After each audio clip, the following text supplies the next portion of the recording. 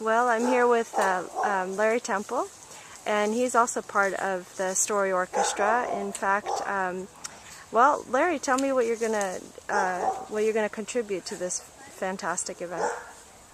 Well, I'm gonna read a story by Jean Giorno,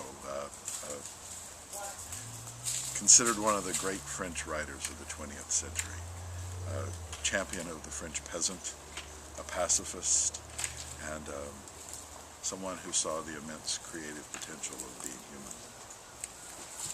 Wow. Yeah, that, and then also a poem at the end, and we're mixing the whole thing with music that was actually written at the same time in France that this story takes place, which is the first half of the 20th century.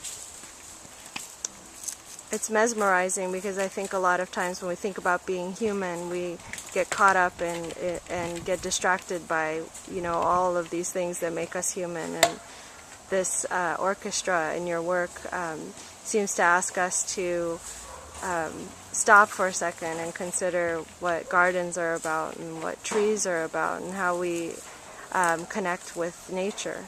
Is that right? Yeah, absolutely. I mean, just we're totally one with it, reality. And this sense also, like I think it was, well, a great writer once said, the world is actually made up of stories, not atoms. And really, it is the stories that will inspire us to, as you say, get past the, perhaps the things that preoccupy us, about the negative things that preoccupy us.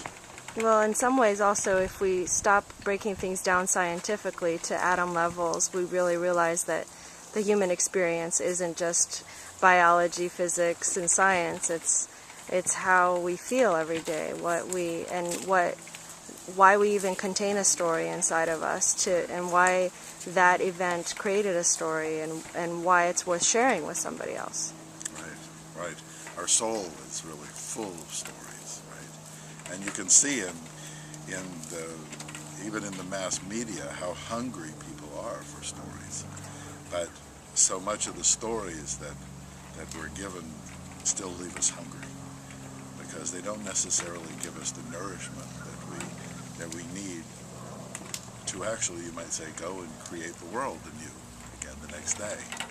This sense that there's creative potential every day, and we can draw inspiration from the past. But really, it's today and tomorrow is where we're going.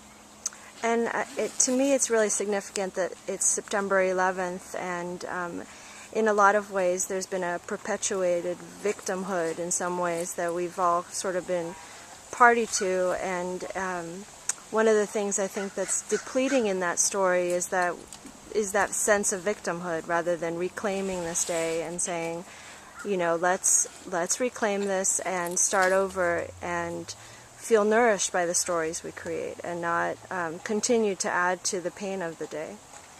Exactly. As Michael Franti said, you can bomb the world to pieces, but you can't bomb it into peace. You know, really, that how we look at what happens to us either gives it meaning or to create something better, or we sink further into the abyss.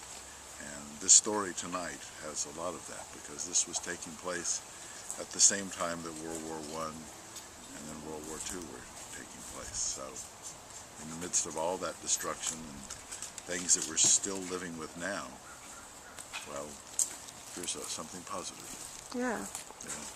Well, would you share with us a little bit of a poem or some writing that will nurture our souls?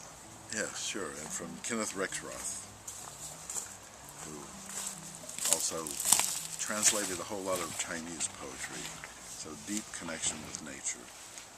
And this is called The Heart of Herakles. Lying under the stars in the summer night, late, while the autumn constellations climb the sky, as the cluster of Herakles falls down the west, I put the telescope by and watch Deneb move towards the zenith. My body is asleep. Only my eyes and brain are awake. The stars stand around me like gold eyes. I can no longer tell where I begin and leave off. The faint breeze and the dark pines and the invisible grass, the tipping earth, the swarming stars have an eye that sees itself. Wow. That just makes you breathe. Yeah, that's just us. Makes you breathe. That's us. We're the ones who can give recognition to the great wisdom and wonder of the world around us. You know, it deserves our worship and admiration and service. Just as the knights of old always served the lady, we can all serve Natura. So. It just breeds respect, you know, it just has so much of, you know, it's ephemeral, you know, we're only here as long as we're given a chance to be, and how we treat everything around us is how we're treating ourselves. Exactly. Yeah, exactly. And it will go on forever. I mean, when we get past thinking that somehow that anything can be left out, you know, both past and future, you know, yes, we're all with it forever, dead or alive. Here we go, in service. Well, I for one am glad that I'm experiencing this kind of September 11th, and I'm glad that you're here and going to be embracing others in this wonderful art project. So thank you so much.